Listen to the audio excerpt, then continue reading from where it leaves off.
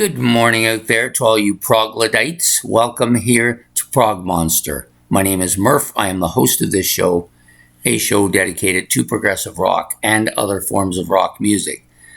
Yep, we're here. It's the last day of the month, so that means new albums purchased. I don't steal anything. I purchase it or it's given to me or whatever, but don't take nothing that isn't mine. That's the way to be. So anyways, I managed to fix my volume, but I still have not figured out how to fix the camera, so I'm still working on that. I do apologize if that's not quite to what you want, but we will keep working on it so that I can get it so that the camera's actually facing me and you can read the albums I'm putting up. So I don't have much this month with the Canada Post strike going on. There's still stuff in transit that probably will come next month, maybe next week. Who knows what's going to happen, but I do have some stuff I purchased, so we're going to go through that. Not much today, just the 4 albums for the month haul. Last month was the big one, I guess, and so I was hoping to get a medium one this month, but we'll stick with the 4 that we have. And I've done it the way I always do it. I start with the progressive stuff and work my way back, metal, rock, all that way. I only have the 4. So the first one is this one from John Anderson, his Band of Geeks, which is his new album called True. I've listened to it. I did actually a video on it if you want to go and watch that. It's on my What's New videos. You can go back and watch it if you wish. So it's pretty good. So we're going to open it. I like to open it now. That's the way I've been doing it these last number of months, where I don't open it until I get to the show, and then we attempt to open it so that you can see it's brand new. And you're going to discover what I'm going to discover. Exact same thing. So, yeah, I like new CDs because they're clean and nice, and nobody's touched them before. It's got a nice, clean CD. I don't sometimes like these connectors, though. They're tough to get off, so as you can see, it's in perfect shape. And there's a picture of John Anderson and his mic here.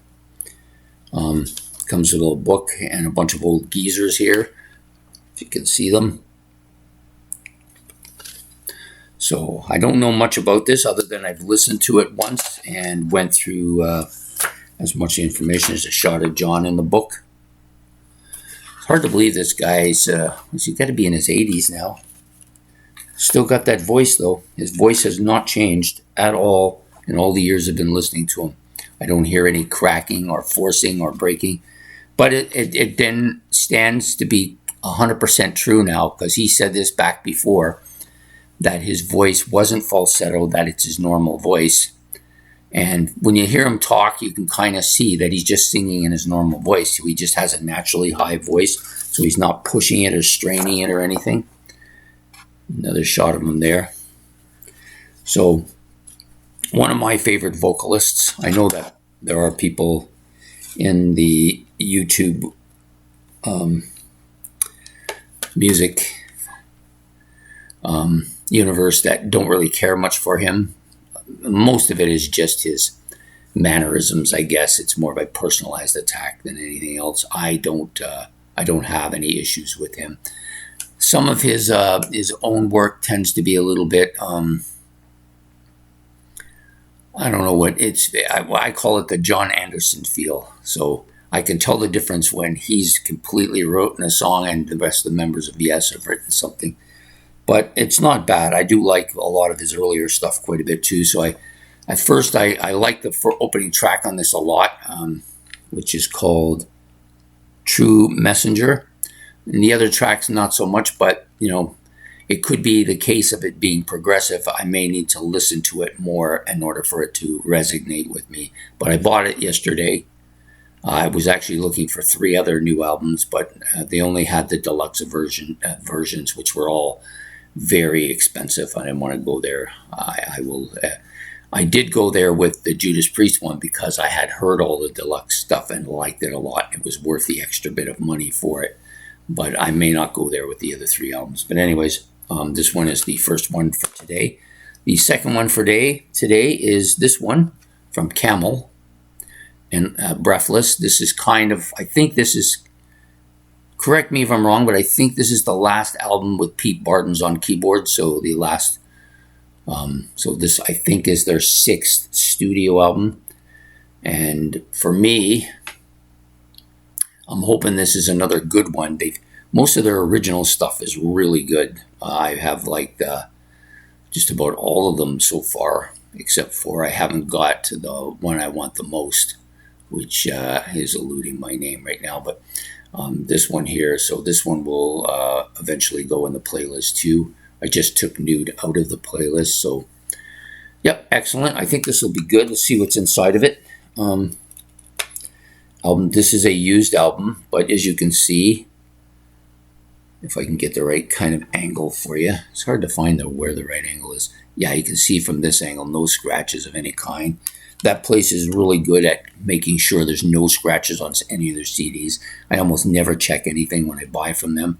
I've never had a single solitary issue, and I like to give them my business because of that. This one's got a nice book here of the guys, some more pictures of them in concert. I do like the little books. You get a lot of little tidbits out of some of these books. Some of them not so much. Some of them is just the lyrics. Another one. And then a really nice picture of the entire band. Looks like 6-man band, but I think one of these might be the producer, so correct me if I am right about that or wrong about it. Yep, so this is, there's another shot of them here. So just a used CD. I think it might be a remastered issue. Let me check the back here. It usually says on the back of it is. Oh, where's my glasses here? It does have a couple of bonus tracks. Well, actually one bonus track, Rainbow's End, just the singles version of it. Again, released in '78 on the Decca label. Yep. So there it is, Breathless. It's got this kind of grid pattern here. You can see it on the back of the album too. So I'm looking forward to this one too. When I saw it for that $12 signature there, I thought that's a good deal for me. So I'll take that one. So the next one up is going to add to my recently revived Iron Maiden. Not that they were completely dead, but I wasn't really paying much attention to them because I burned out all the albums that I originally owned and liked a bit, and just wasn't really following them until I got No Prayer for the Dying and the one that Ben suggested, which is I got the newer version of it. I can't think of the name of it right now. And then I saw this one for $10, and I thought I'll take that one too.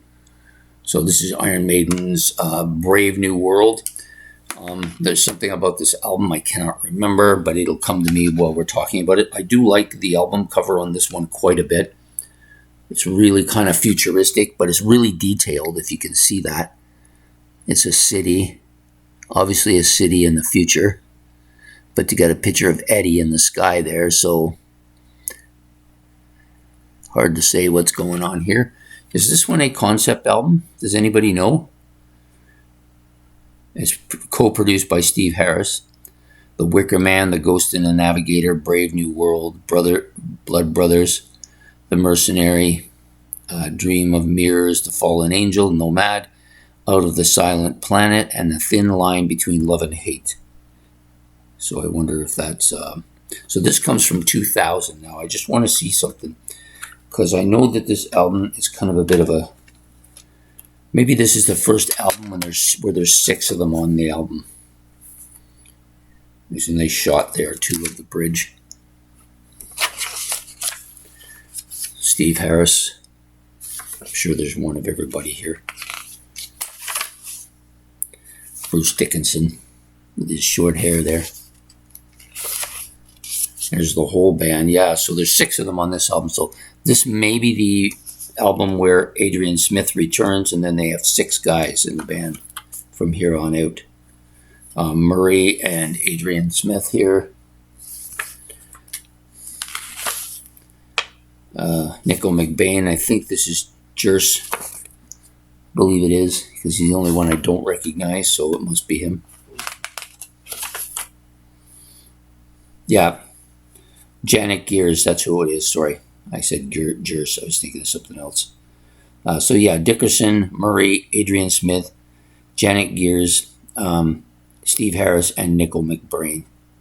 So yes, I think, correct me if I'm wrong, but I think this is the first album where you have all 6 of the current members in there. First 6.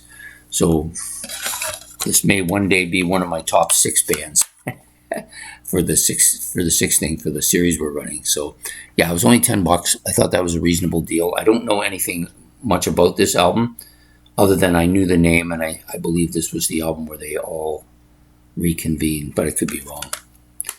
Next up, the last one. Now I did have this album, but it had gone missing, which was completely annoying. So when I saw it here for the $9, I had to get it again. So Black Sabbath's debut album. I know I owned it on vinyl at one time. I'm pretty sure that I had it in CD as well. But there was a few albums before my daughter was born. There was a couple of friends of mine who liked my music, and they used to borrow them and bring them back. So some of them may have disappeared there. I know that my 4 Kiss albums and my Kiss Alive disappeared. This may have been one of those other albums that disappeared, and completely explains why I don't have it in my collection, although that's about to change, right? Produced by Roger Bain, of course. This is one of the best Black Sabbath album covers, and actually one of the best album covers. I really like this album cover. I don't even know who did it, to be honest with you. Released in 1970. As you can see, it's a used disc, but again, really clear, no scratches of any kind, completely up to snuff, really good. That's why I love buying from them. Even though they're used albums, they're all often in really great condition. I've tried selling stuff there before. They will take your perfect stuff, but anything less than that won't be. So this is just a basic disc of it. There's nothing in here, just information on a little bit on Ozzy and who's in the band, and a little bit on the album. All the songs were written and arranged by Tony Iommi, John Osborne, Terrence Butler, and William Ward. This is in the days where they referred to Ozzy Osbourne by his real name, Johnny Osborne. And then at the bottom they use it. So Tony Iommi lead guitar, Geezer Butler bass, Bill Ward drums, and Ozzy Osbourne vocals and harmonica. So there's 5 tracks on here. The Wasp and a bit. The Wasp is a 3-part suite, and the Bit of a Finger has a 2-part suite. It's a good album. It never really has gotten the kind of attention as the other albums have got.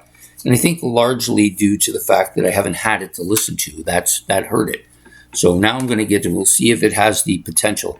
It's a number 1 album for sure. Whether it has enough to make the masterpiece, I don't know yet. If it were to make the masterpiece, it would be the 8th of Sabbath's.